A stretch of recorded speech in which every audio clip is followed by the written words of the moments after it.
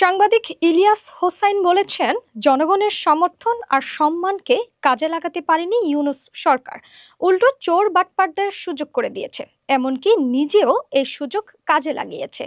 আজ শনিবার ফেসবুক পোস্টের মাধ্যমে এসব কথা বলেছেন ইলিয়াস হোসাইন।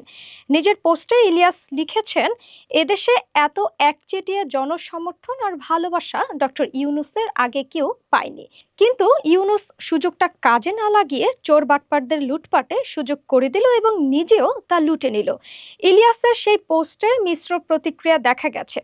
কেউ কেউ সমর্থন জানিয়ে লিখেছেন, এই দেশের ক্ষমতার চেয়ারটা হচ্ছে লুটেরাদের কেনা চেয়ার। কারো মন্তব্য, এদেশের জনগণের কপালে ভালো কিছু নেই।